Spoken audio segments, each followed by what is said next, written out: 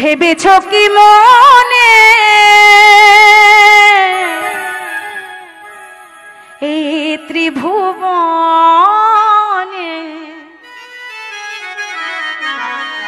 তুমি ভেবেছ কি মনে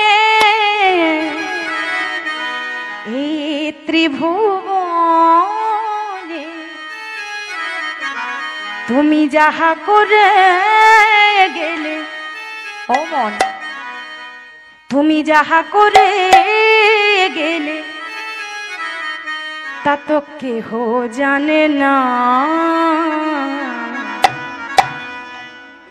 বারে বারে আর আশা হবে না বারে বারে আর আশা হবে না নিতাই গৌরে প্রেমানন্দে হরি হরি বল হরি হরি বল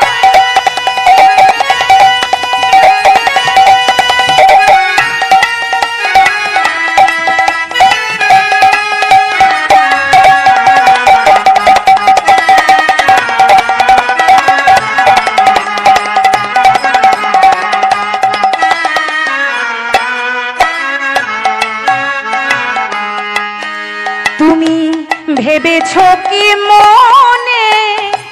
এ ত্রিভুবনে ভেবেছ কি মনে এ ত্রিভুবনে তুমি যাহা করে গেলে তুমি যাহা করে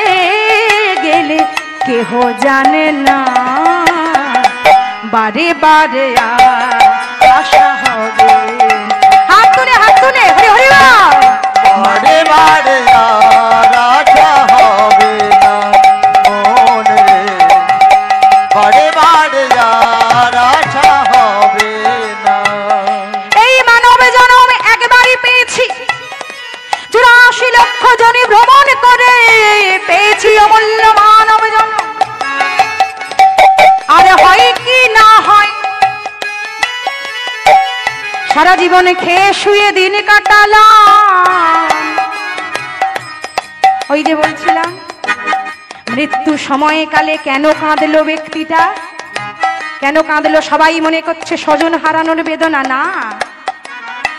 ওনার সামনে বড় এলসিডিতে সিসিটিভি ক্যামেরা চালিয়ে দিয়েছে ভিডিওটা চালিয়ে দিয়েছে কিসের ভিডিও আমার জীবনের ভিডিও এই আমি যে কীর্তনিয়া এই কীর্তন করছি হাজার হাজার টাকা রোজগার করছি ভক্তকে এত গান দিচ্ছি এত ভালো কথা বলে যাচ্ছি কিন্তু কই নিজে তো ভালো হলাম না কখনো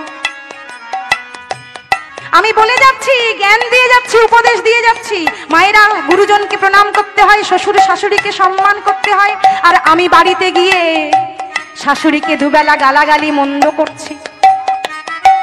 শ্বশুর শাশুড়িকে অপমান করছি মেনে চলি না মাথায় ঘোমটা দিই না ভাসুর শ্বশুর মানি না তাহলে হবে ওরে মন সারা জীবন ভালো কথা বলেই গেলি ভালো তো হলি না কখনো ওই জন্য মহাপ্রভু বলেছে আপনি আচরি ধর্ম জীবের শিখাও নিজে না কইলে অন্য শেখানো না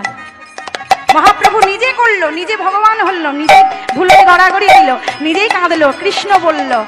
কেন তাহলে মহাপ্রভু তো বলতে পারতো যে আমি কৃষ্ণ বলছি মানে তোরাও কৃষ্ণ বল আবার দেখিয়ে দিল করে এভাবে বলতে হয় এভাবে গাইতে হয় এভাবে নাম গাইতে হয়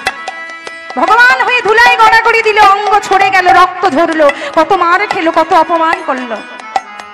আমার ভগবান মহাপ্রভু এই বাংলার মানুষ তাকে চিনতে পারলাম না আমরা কত দুঃখ কত যন্ত্রণা নিয়ে সেই ভগবান সেই মহাপ্রভু তাকে চলে যেতে হলো আর আমরা তো সামান্য মানুষ সামান্য কষ্টতে আমরা যন্ত্রণাতে ভেঙে পড়ি এলসিডিতে সিসিটিভি ক্যামেরা চালিয়ে দিয়েছে ফুটেজ চালিয়ে দিয়েছে আর ওই ব্যক্তি দেখছে সারা জীবনে কি কি কুকর্ম কি কি সুকর্ম করেছে দেখছে ভালো কাজের দাম নাই সারা জীবনে যেটা করেছে লোক ঠকিয়ে গেছে অকাজ কুকাজ করেছে ওর পুকুরে জাল ফেলে মাছ চুরি ওর গাছের লেবু চুরি তার গাছের সবজি চুরি কারো টাকা নিয়ে ফাঁকিবাজি 2 নম্বরই তাহলে যাবার সময় তোমার পথ পরিষ্কার থাকবে তো যাওয়ার পথ পরিষ্কার তো আমি কাঁটা বিছানা পথে যাব না আমি পুষ্প রথে চড়বো, সেটা আমার কর্মের উপরে ডিফেন্স করছে।